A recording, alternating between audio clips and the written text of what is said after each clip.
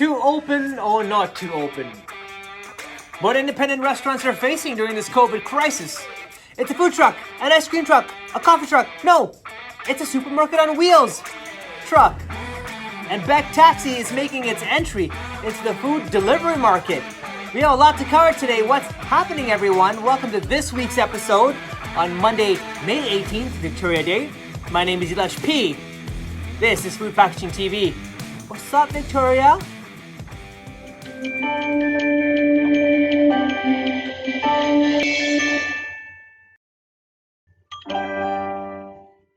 So one of the reasons we're gravitating towards gardening, and I love the lawn, because we can do this at home. But what about a business that's built on being more social like restaurants?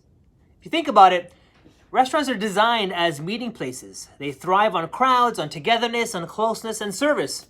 So imagine in your mind that restaurant with that huge lineup where everybody wants to be. You wanna be where everybody knows your name. Well, they were among the first to close when this pandemic hit. So what does reopening look like for a thin margin industry that relies on turning over tables to make money? So how do you even begin running a restaurant right now, especially if you're a family-owned or a chef-owned business? To some, it's looking pretty bleak out there. Now, across the country, restaurants are being given the reopen dates with some restrictions, but many owners are saying that they cannot operate at 50%. As one restaurant owner has said, you don't open a 4,000 square foot restaurant only needing 2,000 square feet and not use the other 2,000. So that 50% model, it doesn't work for anybody I know. Now, keep in mind, we're talking about independently owned restaurants, these places that aren't Moxie's or the Joey's, the Tim Hortons or the Subways. These are not chain restaurants. So where the chains have centralized business models, centralized kitchen, they can work on economies of scale. Not so for these independent restaurants, especially for the kinds where you visit not just for the food, but for the ambience and the service. Robert Belcham in Vancouver, he said it would cost him $60,000 to open his main restaurant, Campagnolo. And with narrow margins as it is, he needs to be at full to make a profit. Now listen to this audio clip. Industry is completely broken. Excuse my language, but there's a lot of different things within our industry that just don't work, and they haven't worked for a long time, and we've been limping along. We've painted ourselves into a corner of pushing towards the bottom to outmatch each other on price and giving more for less and all this sort of stuff to try to garner customer satisfaction, customer loyalty, and all that sort of stuff. But at the end of the day, it's done nothing but hurt our industry. You know, it sounds like he's talking about more than just the pandemic here.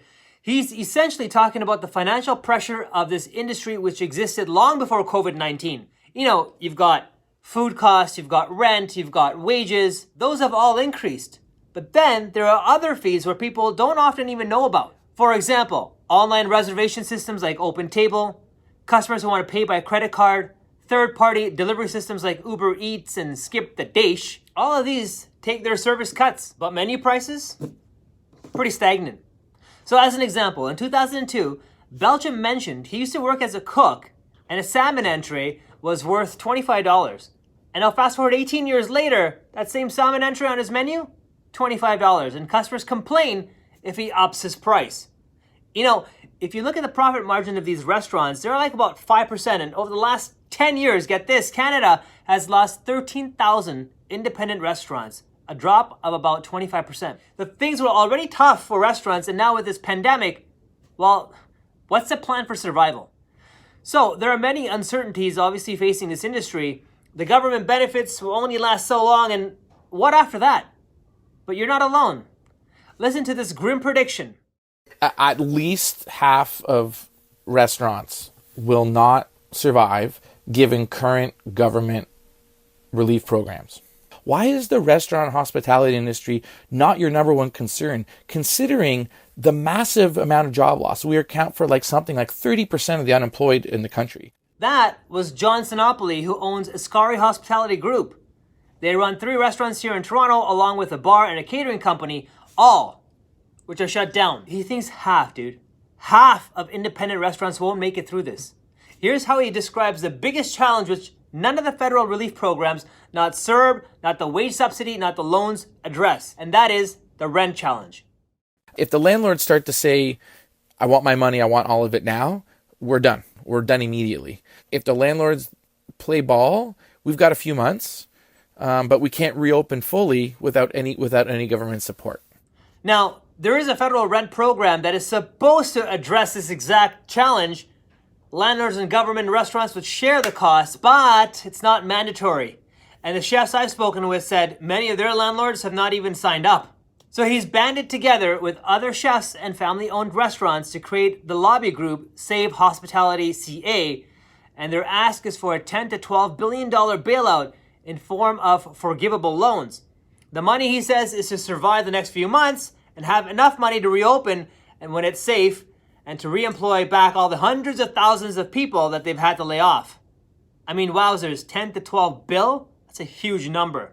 We'll see what the feds have to say to respond in that. In the meantime, what can you do?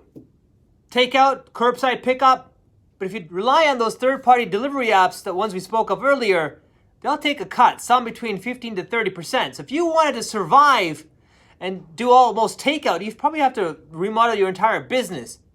But the nice thing about curbside pickup, no third-party delivery, no online ordering systems, and no visa either. Listen to what Thompson Tran, owner of the Wooden Boat Food Company in Kitchener, Ontario, has to say. All of our margins are staying within the business, being able to pay our expenses as we go. So we get email, it's all pre-order, and then it's sent e-transfer as well. And then we give them a time, and we give them some directions as to just open the trunk, text us, and then we come out, put it in your trunk, and then away you go. So it's quite simple, and it works. You heard the man. Emails, e-transfers, cut costs wherever you can. So as we grapple with this new universe, restaurants are trying to find their place in it.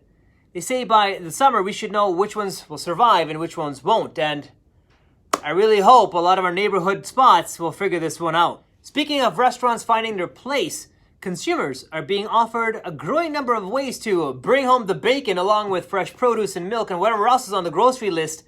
Instead of waiting in a line outside your supermarket or trying to secure a slot with one of those grocery delivery apps, which have been pretty much slammed with the demand of COVID-19 lockdown, new startups and established companies alike are eager to offer Canadians a fresh alternative. Toronto entrepreneur Frank Sinopoli has just launched Grocery Neighbor.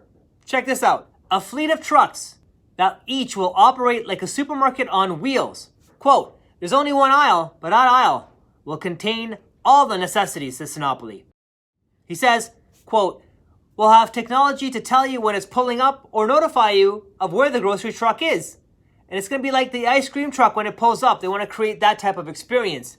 He says the vehicles will be in service by summer. Then there's Cisco. What? One of the country's biggest distributors of food products to restaurants and hotels have just started to deliver to regular household with a program called Cisco at Home. The response has been outstanding, says Cisco Canada President Randy White. There's been a tremendous interest in products like steak, chicken, and what we call value-added products like chicken satays and items that are ready to go, he says. On the upside, they've got great deals, but on the downside, their case packs are pretty large, so you better have a large fridge, especially if you're a single person of one. That'd be the same thing. Time is and will always remain the most precious commodity we have. And convenience will always win almost every battle. It's pretty amazing to see companies looking at this lockdown and not feel limited, but instead are being inspired to be unlimited. Another company making changes to their business model, Beck Taxi. That's right, Beck Taxi has made it easier for restaurants, businesses, and consumers to coordinate deliveries, announcing a $10 flat 3-kilometer delivery plus an extra $2.50 for another kilometer. This model can help restaurants in particular take a customer's delivery order and calculate the cost in advance via taxi. Most deliveries are within the 3-kilometer radius anyway, says Beck's operations manager, Christine Hubbard. Christine points out that the service rates are not only particularly new, but food, grocery, and pharmacy deliveries have traditionally accounted for 15 to 20% of Beck's business long before the pandemic, which is great. But the company has now noticed an increase in delivery service since the lockdown has begun, particularly over the last couple of weeks after more restaurants began pushing back against the commissions charged by food delivery apps like Uber Eats. You know what I mean. Christine adds, In some cases, customers pay more than $10 on delivery fees through other apps. That doesn't even include commissions restaurants also have to pay, which in the case of Uber Eats adds up to 30%.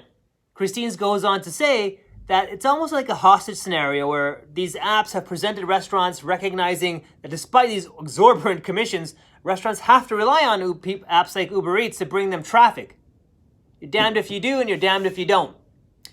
In the end, you'll have to choose what works best for you. Curbside pickup, delivery apps, Beck Taxi, or hire your own driver. With all that going on, make sure you have food packaging that'll meet your demands for takeout and help you get your food safe, warm, and intact. And that's gonna do it for this week's episode of Food Packaging TV. My name is Elish P. Thank you for watching. Have yourself a great long weekend. Don't forget to subscribe, like, share, press the little ding button, the bell icon,